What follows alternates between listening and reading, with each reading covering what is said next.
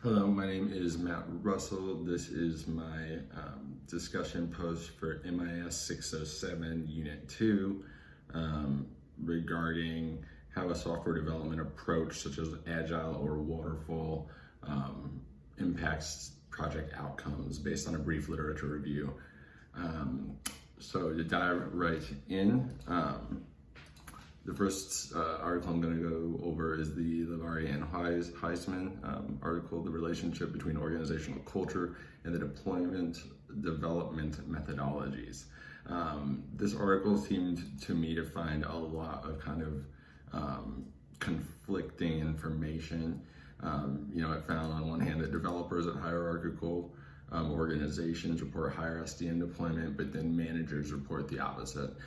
And then there's a lot of time spent kind of rationalizing those findings, which was fine. I mean, there's definitely reasons there. It found that rational managers don't like SDMs, of course, software development methodologies, and kind of at the end it seemed to find that there's no real consensus on what works best, and that there's a lot of pain of change in terms of switching from traditional waterfall management to more agile deployment. So in my opinion, it didn't really find, other than developers at hierarchical organizations report higher SDM deployment, there weren't a lot of concrete kind of findings from this article. That's how I felt, just given that, the developers felt one way and then the managers felt the other way. And so it's like, who's right there? I think that would be a point of future research for that type of paper.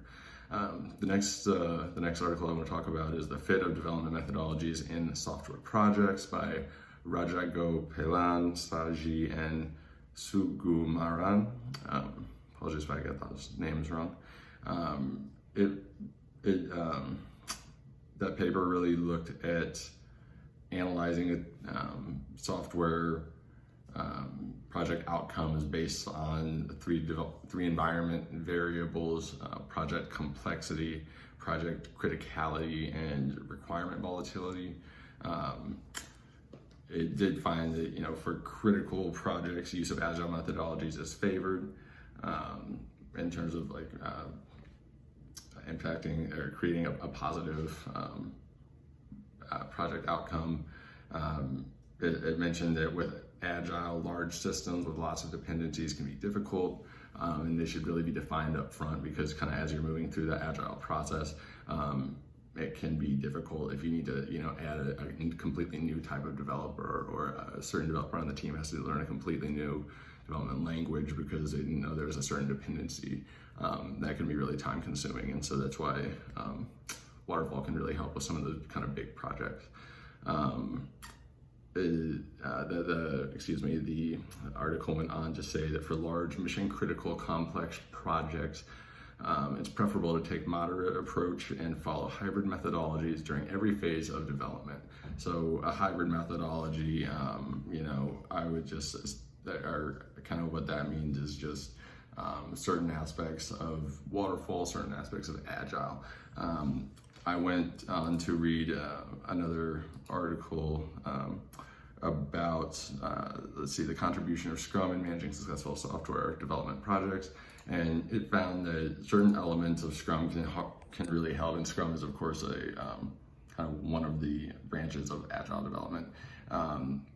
Certain aspects of Scrum can really, really help, no matter if it's a waterfall managed project or an Agile project. These factors can really influence it no matter what.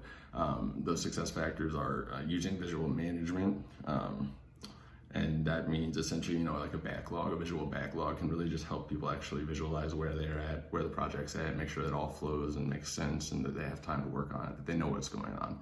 Next, keeping task sizes small. That can really help the developers just create small chunks that actually really size it out, estimate the times, things like that really benefit the project managers and help deliver the project on time and within scope and all that type of stuff. Next, commitment by management with a clear vision. That's true just kind of across all development methodologies. And then holding a daily stand-up was really important for keeping the developers on track.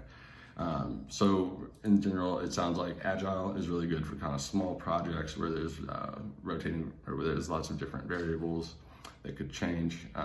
But then, hybrid or just more planning is kind of required for larger, complex projects with more dependencies. Thank you for watching. Again, my name is Matt Russell. Have a great day.